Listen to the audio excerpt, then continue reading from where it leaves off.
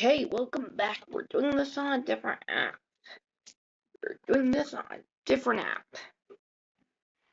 X recording.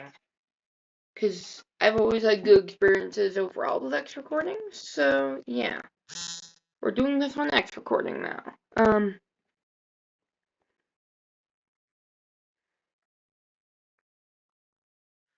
So, yeah.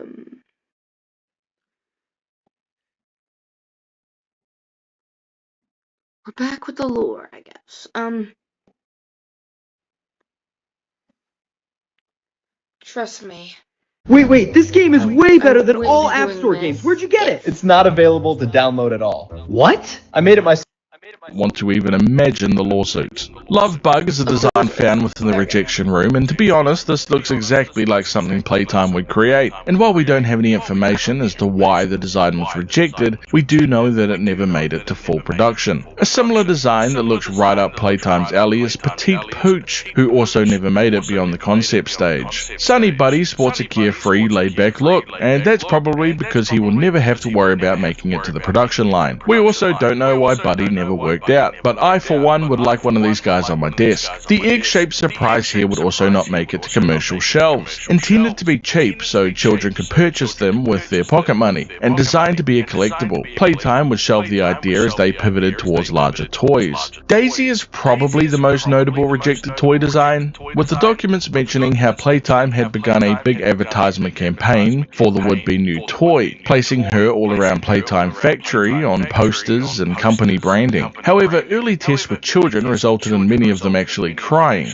Due to the negative opinion the toy was getting with kids, Laith Pierre would order the removal of Daisy from all commercial and branding and reject the toy. But we know that, for whatever reason, Daisy was not fully removed from branding and can still be seen throughout the facility to this day. There are hopes within the company that they might be able to revive the character in the future with a less creepy form. 34 years after the creation of Poppy Playtime will come the second major selling success in Playtime Corporation's lifespan, this time the creation of a toy named Huggy Wuggy. The purpose of the toy was its ability to give children hugs, using its long arms and pleasant and welcoming demeanour, with the toy's ability to hug you forever being a major design point for Ludwig. It would become one of Playtime's most successful products, and was quickly considered a signature toy alongside Poppy Playtime. The company looked to take a double dip on Huggy Wuggy's concept, releasing a feminine counterpart called Kissy Missy only a year later. Little is known, however, on how well Kissy Missy sold, since it's never mentioned thus far. It is around this time that the grab pack was invented, designed to make the job just a little bit easier. See, Elliot Ludwig was getting older, and getting around the factory was progressively getting more difficult. So the grab pack offered a solution: two extendable hands with multiple functions, depending on which hands are used. While initially meant for the aging Ludwig, grab packs become common use for every employee at Playtime due to their usefulness and ability to help deal with a bunch of tricky situations. October of 1986 would mark the month that Rowan Stoll was hired at Playtime. Only 2 years later, in 1988, thanks to a post made by Rowan Stoll, we know that he was now the head of information technology within Playtime. It's not until the late 80s that Playtime released their new series of toys named the Swapimals. The concept was essentially two animals mixed together.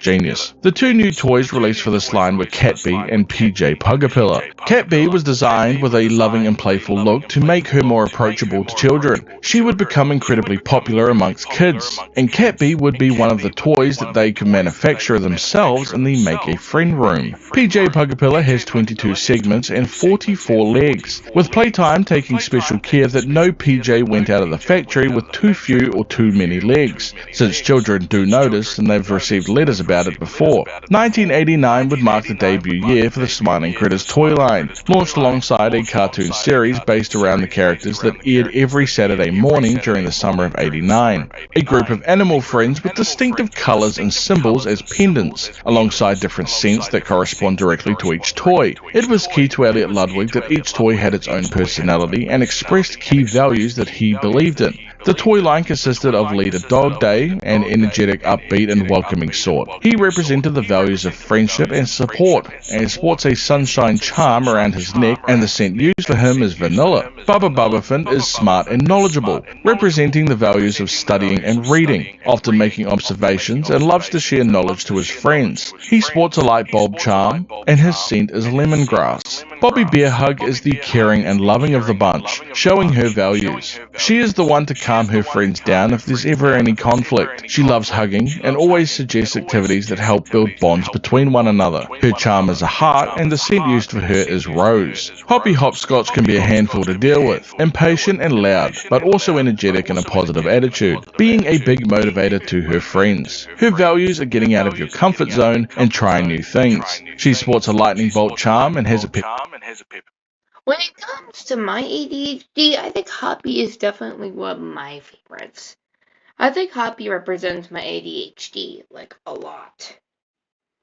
I love trying out new things and getting out of my comfort zone, even though it is hard. I can also be very impatient. Me and Hoppy would get along just fine.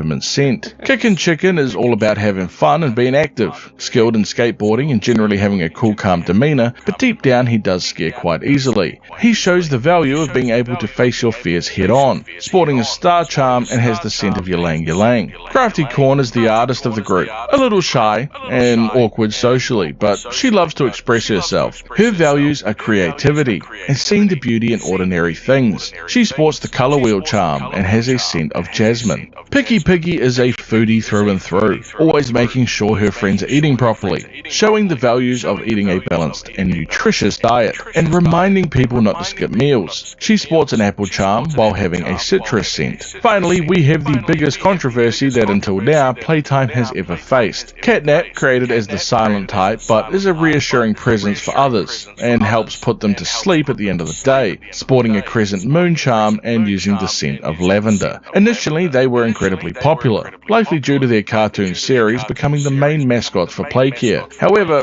Catnap would prove to be the toy line's downfall. It was found that many Catnap dolls were being shipped out not with the lavender spray that was intended, but instead spraying out a mysterious red mist that was causing children in contact with it to have strange and violent nightmares. It wasn't long before this made its way to the media, with News Channel reporting on this nightmare-inducing children's toy. This would force Playtime to recall all Catnap dolls, and in an attempt to save the entire toy line from the negative press, removing Catnap entirely from the Smiling Critters cartoon, advertisements, and branding. Following the incident, Playtime would hire Jared Lockhart, a private investigator, to do an investigation into the previous members of the Young Geniuses program, and analyze their current status and professional significance since leaving the program. The name list includes many names, with most of the previous members of the program not achieving anything of note since leaving, but two names are notable: Dr. Bruno White, sporting an impressive list of published papers, and Dr. Harley Sawyer, who has his name circled and has many years of practical experience and is ABNS certified. It is around this time that Playtime decided to follow up on the Smiling Critters toy line, releasing a sequel series, The Nightmare Critters, getting their own commercial. I must say, a very interesting toy line and name for a company that is dealing with an aftermath of a toy giving children nightmares. But sure, similarly to their Smiling Critter counterparts, they each have a scent and charm associated with each of them. The toy line consists of Icky Licky, a poison dart frog with a challenging personality, sporting a biohazard pendant and the scent of coffee. Raby Baby is a pink and white bat that loves gossiping, sporting a blood drop pendant and the scent of bubblegum. Alistair Gator, a lazy, chill alligator that enjoys spending his days doing a whole lot of nothing. He sports the crossbones pendant and has the scent of sandalwood. Bubba Chops is the black sheep of the bunch, that she prefers her own space. She sports the skull pendant and has the scent of anise. Simon Smoke, the popular and boastful dragon, sports the dollar sign pendant and has the scent of wood smoke.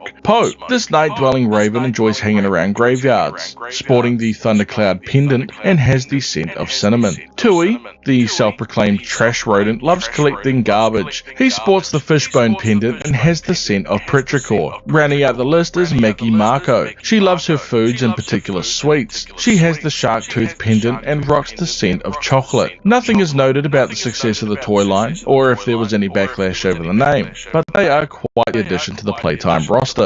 We know that it was in 1989 that an incident happened as written about by Joel Sinclair of the Playcare department to Stella Graybar involving an orphan named Theodore Gramble. Theodore was found by Sinclair rummaging through his file cabinets in his office, while he was meant to be at the Playhouse during this period of time. Sinclair was initially angry with Theodore, but quickly realized that the boy barely knew what he was even looking for. He would question the boy, with Theodore telling him that his friend told him to take a look. Originally, Sinclair thought another orphan was daring Theodore to act out, but when asked who the name of his friend was, Theodore told him that he doesn't know what his friend's name is, and that nobody else even knows that he exists. He was told to look for a file, but he couldn't remember which one specifically. Sinclair was told that Theodore has an imaginary friend, hardly rare for a child his age, but something about this feels different. An imaginary friend asking for something so specific is strange, not to mention the worrying trend of behaviour exhibited by Theodore noted by Playcare staff. He decides to pull Theodore Gramble into a special counselling session to find if there is a deeper reason or motivation for his actions, and regularly draw pictures of them together. As it turns out, Sinclair was right in thinking the circumstances of this imaginary friend were strange, since it wasn't imaginary at all. It turns out that the friend speaking to Theodore Gramble.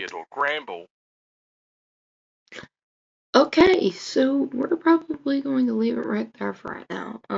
Yeah. This is going to be a lot, so like, comment, subscribe, and I'll see you all next time.